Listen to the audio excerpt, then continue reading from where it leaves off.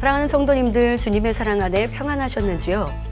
지난 시간까지는 육의 영적인 의미와 몸, 육신, 육체 등의 뜻을 살펴보았고, 요한복음 3장 6절 육으로 난 것은 육이요 성령으로 난 것은 영이니 하신 말씀은 어떤 의미를 담고 있는지에 대해 알아보았습니다. 이렇게 영적인 의미를 알게 되니 어떠셨나요? 세상을 끊고 죄를 버리려니 너무 힘들다 생각하셨나요? 아니면 신앙생활이라는 것은 육에 속한 것들을 버려나가는 것이구나. 이제부터는 열심히 죄를 버려야지라는 생각을 가지셨나요? 이런 다짐을 하신 분들은 변화되고자 노력할 때 하나님의 은혜와 성령의 도우심이 임하셔서 신속히 영의 사람으로 나오게 될 줄 믿습니다.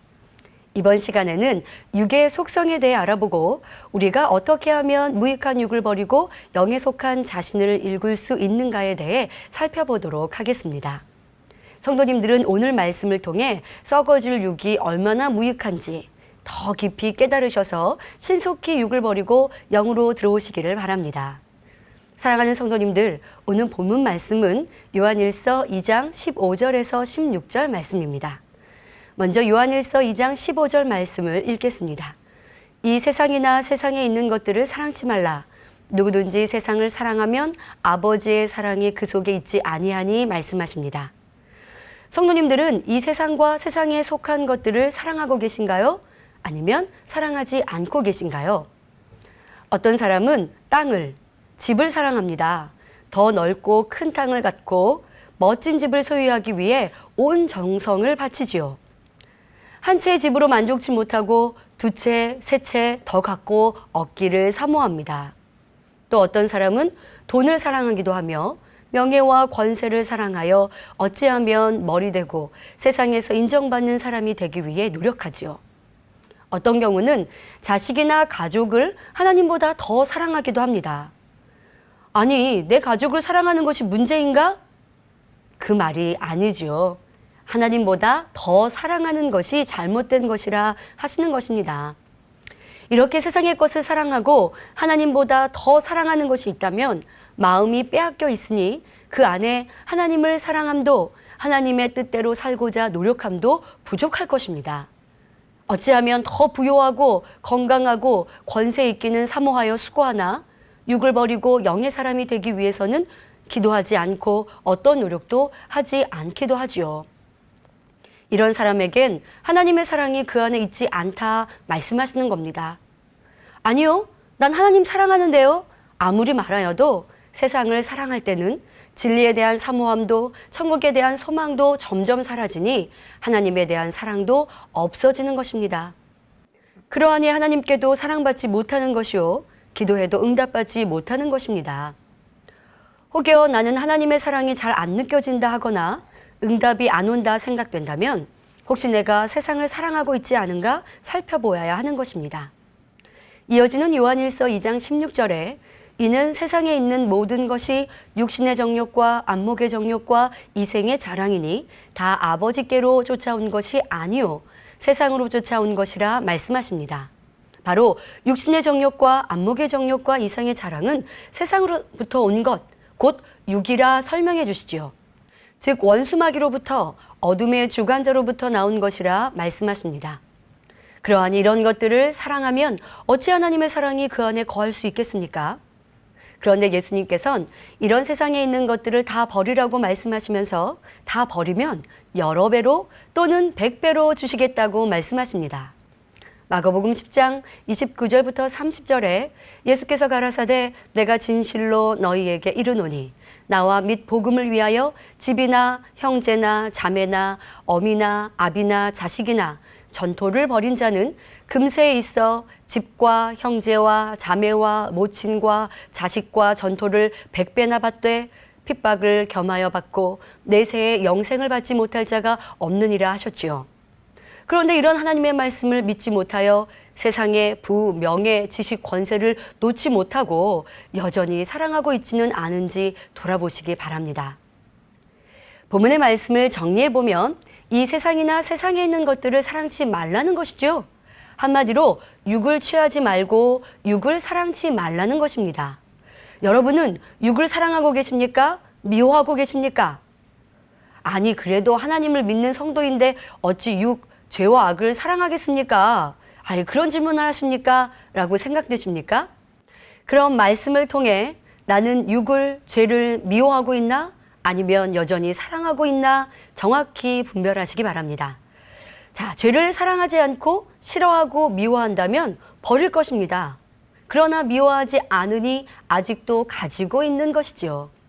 예를 들어보죠. 여러분은 더러운 오물, 똥이나 냄새나는 음식물 쓰레기, 징그러운 벌레와 함께 살 수 있으십니까? 만약 몸에 오물이 묻었다면 빨리 씻어버릴 것이고 더러운 쓰레기가 있다면 버리겠죠. 여성들님들, 바퀴벌레가 여러분 다리로 지나갑니다. 깜짝 놀라 빨리 잡으라고 소리치지 않겠습니까? 이 오물이나 벌레는 잠깐 더러움을 느낄 뿐입니다. 하지만 우리 안에 있는 죄와 악, 비질리는 영원히 우리를 더럽고 추하게 만듦은 물론 원수마귀 사단의 송사거리가 되어 시험, 환난, 질병이 틈타게 하며 결국은 사망의 길로 가게 한다는 사실입니다. 그러하니 오물과 비교도 벌레와 비교도 할 수 없는 수천 배 더 추하고 더럽다는 사실을 깨달아야 할 것입니다. 자, 이제 이 더러운 육의 성질에 대해 알아보기 위해 육신의 정욕과 안목의 정욕, 이생의 자랑에 대해 살펴보겠습니다.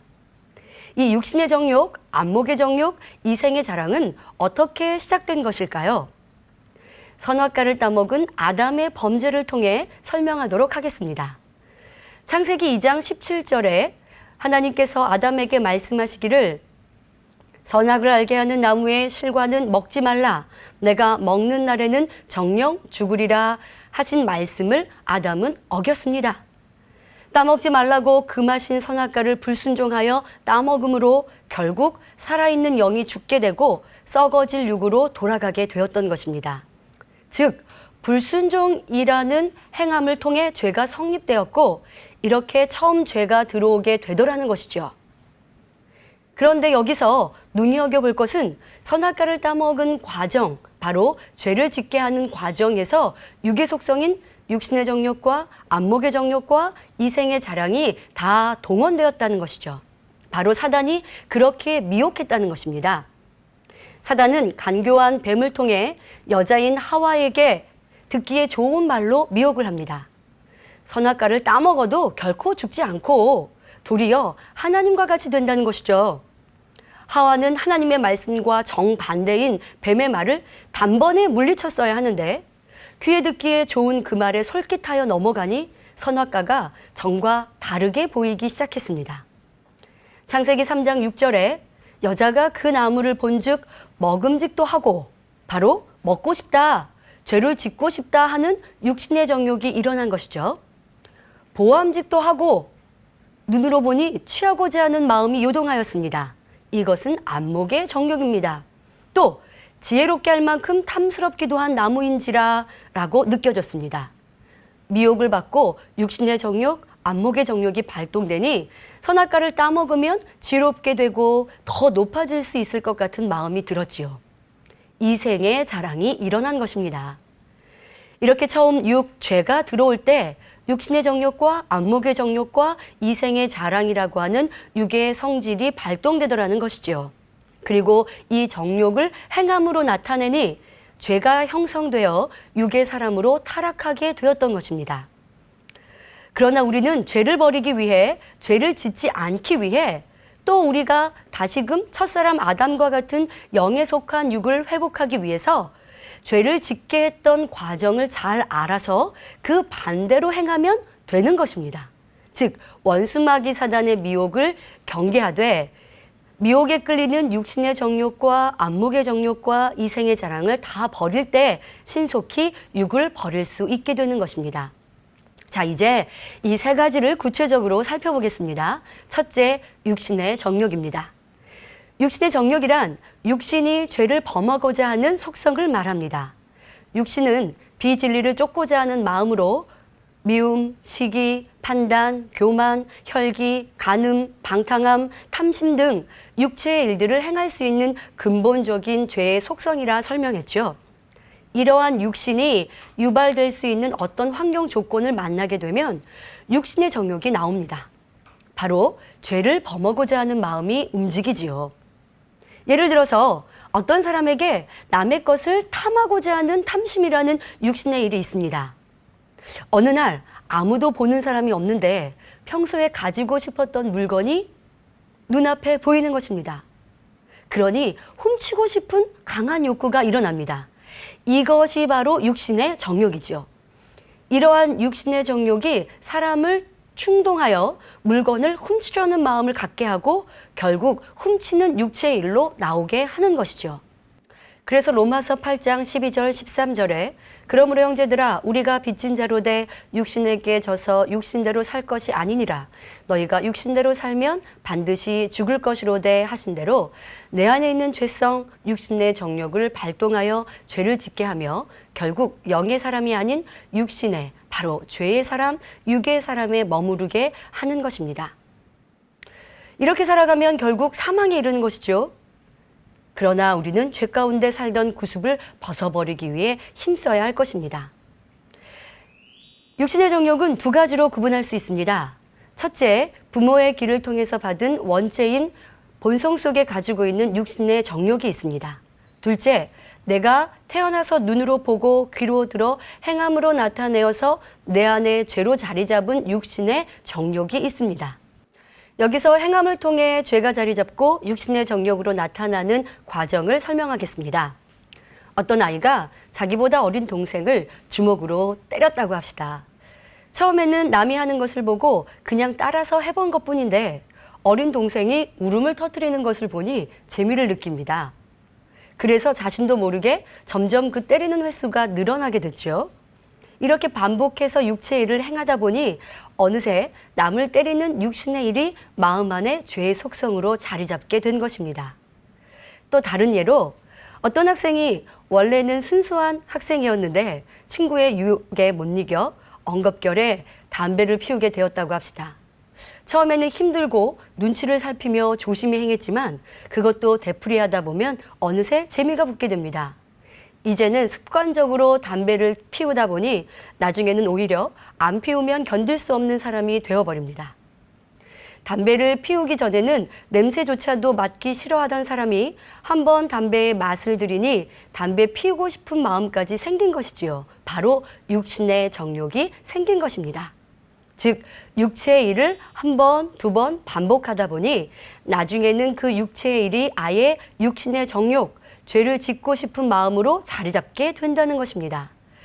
그러니 진리 안에 자녀를 양육한다는 것이 매우 중요함을 알 수 있습니다. 그러나 어릴 적으로 다시 돌아갈 수도 없고 이미 하나님이 싫어하시는 죄와 악의 것들이 내 몸에 배어 있는데 어찌해야 할까요? 보고 듣고 행함으로 이미 내 안에 자리 잡은 육과 육신의 정욕을 버리기 위해 어떻게 해야 할까요? 자, 지금이라도 나의 눈과 귀를 주의해야 합니다. 안목의 정욕을 끊어가면 육신의 정욕을 지배하고 다스릴 수 있으며 육체의 일도 쉽게 버릴 수 있으니 온전히 육신의 정욕을 빼내버릴 수가 있는 것입니다. 그러나 이보다 버리기 힘든 육신의 정욕도 있습니다.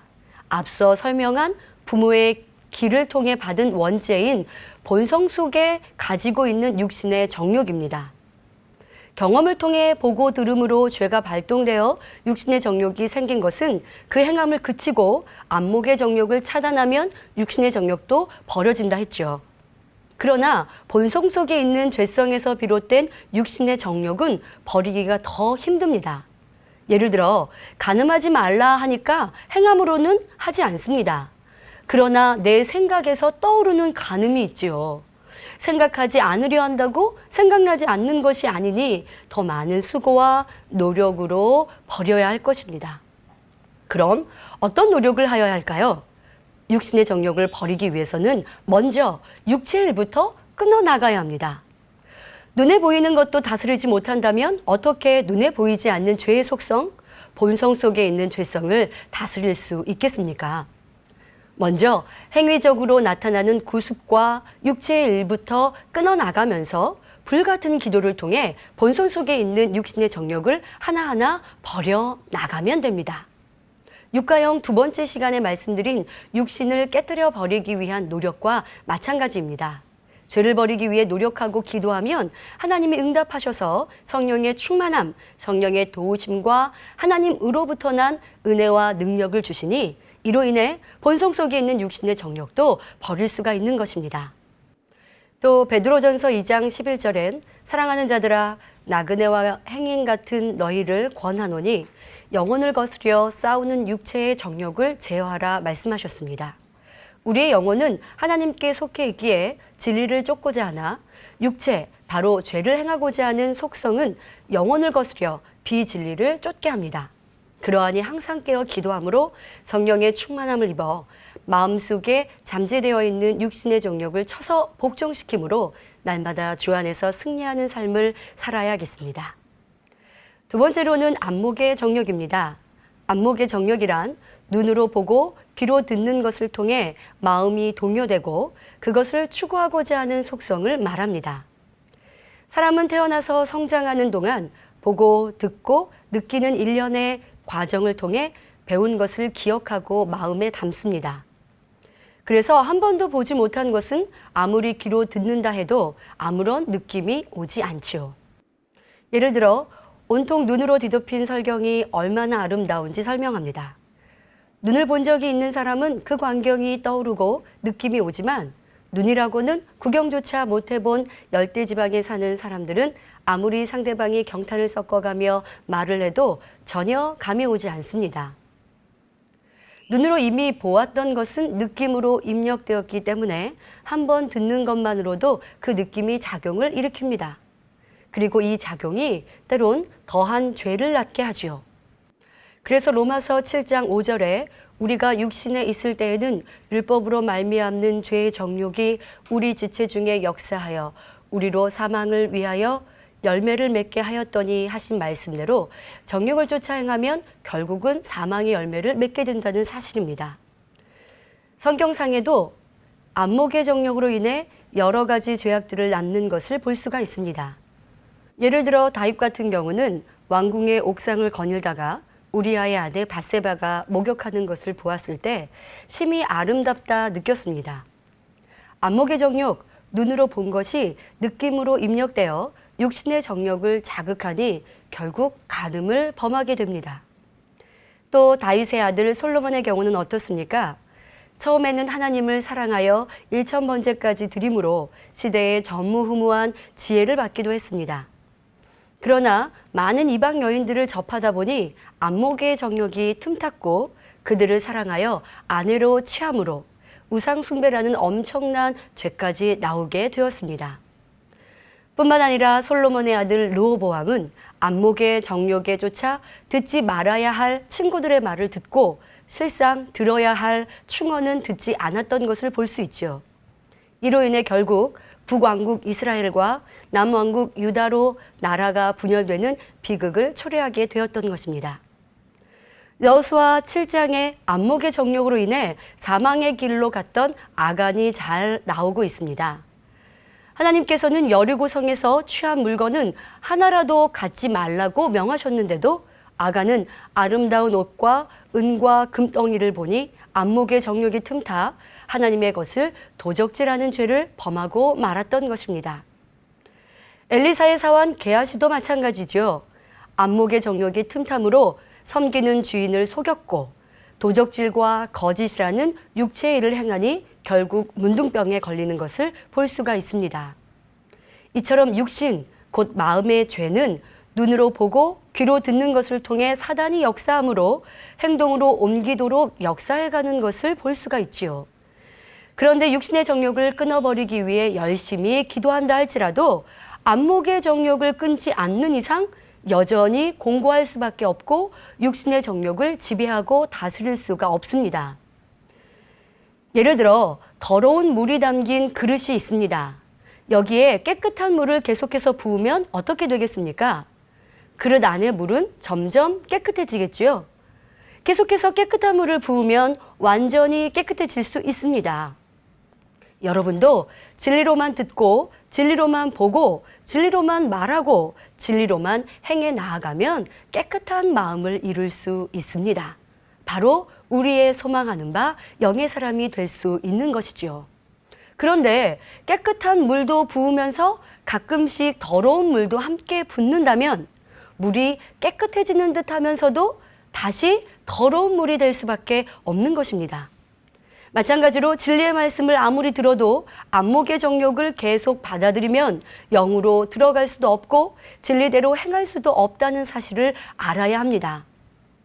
오랜 시간 신앙생활을 한다 하면서도 성결되지 못한 사람들이 바로 이런 이유 때문이죠.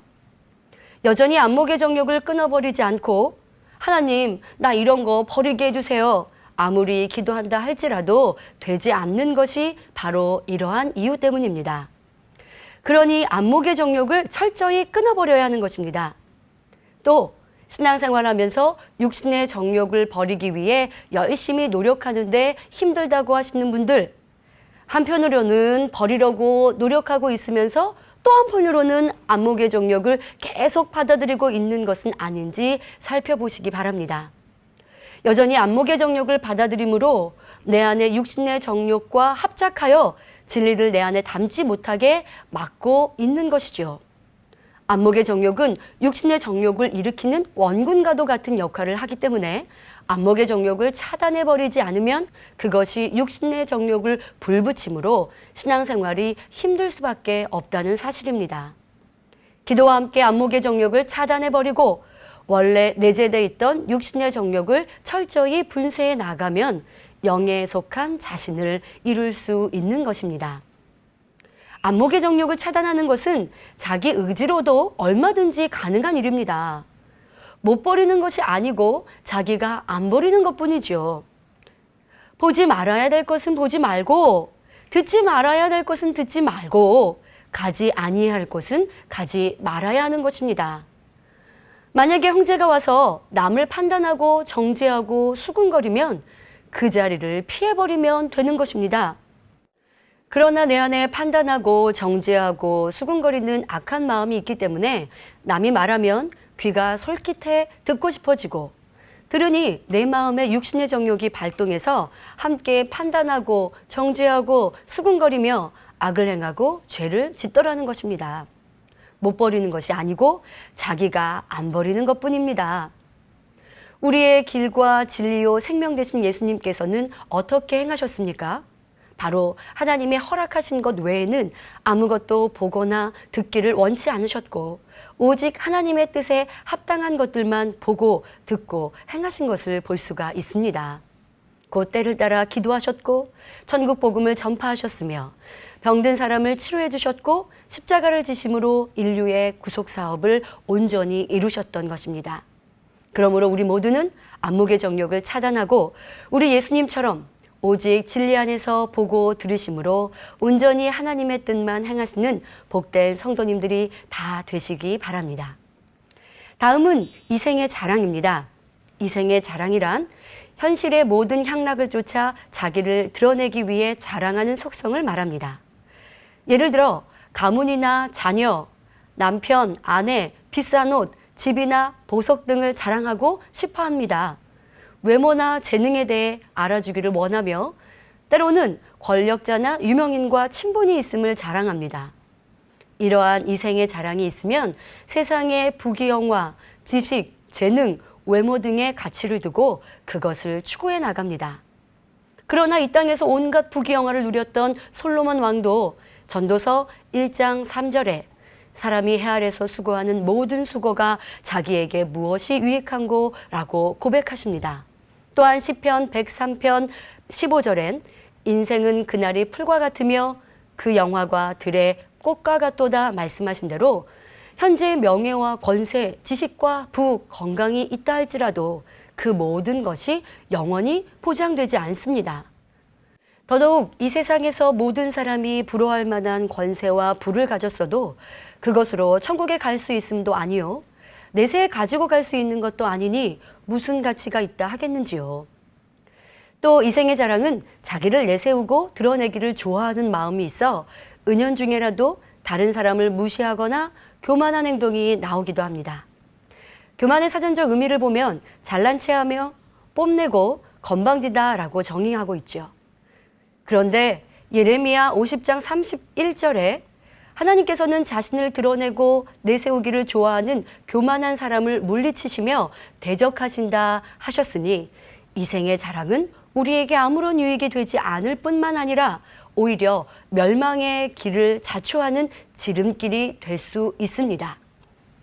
또한 이 생의 자랑은 하나님의 나라와 의를 이루는 데 있어서도 아무런 유익이 되지 않습니다. 열매를 내거나 축복을 받은 후 온전히 하나님께 영광을 돌리기보다 내가 잘해서라는 마음이 있다면 어찌 하나님께서 기뻐하시며 많은 사람들에게 은혜를 끼칠 수 있겠습니까? 그러나 예수님께서는 지극히 높으신 하나님의 독생자로 놀라운 권세와 능력을 가지고 계셨음에도 결코 들리지 않으셨고 오직 아버지 하나님께만 영광 돌린 것을 볼 수 있습니다. 마찬가지로 이 생의 자랑이 없고 오직 어떻게 하면 하나님 나라와 의를 이룰 수 있을까 하는 선한 마음을 가진 사람들은 아무리 부자라 해도 부를 자랑한다거나 가난한 사람을 업신여기지 않고 오히려 구제하려 할 것이고 하나님의 영광을 드러내고자 할 것입니다. 즉 고린도전서 1장 31절에 자랑하는 자는 주 안에서 자랑하라 하신 것처럼 주 안에서 자랑하는 것은 내가 영광을 받는 것이 아니라 하나님께 모든 영광을 돌려드리는 것이며 이러한 주 안에서의 자랑은 하나님께서도 기뻐하시니 영육간의 축복으로 갚아주실 수 있습니다. 우리 성도님들은 시간이 지나면 변하고 없어지는 이 생의 자랑을 버리고 하나님께서 기뻐하시는 주 안에서의 자랑이 삶 속에서 넘쳐나시기를 주님의 이름으로 기원드립니다. 지금까지 말씀드린 육신의 정욕과 안목의 정욕, 이 생의 자랑을 다 벗어버리고 나면 비로소 영에 속한 육을 이룰 수가 있습니다. 영에 속한 육이란 죄성이 없는 육, 곧 신령한 육을 말합니다. 우리 영혼뿐만 아니라 육, 이 몸도 죄성이 없는 신령한 육으로 일구었을 때 하나님께서 보시기에도 거룩하다 인정해 주실 수 있지요.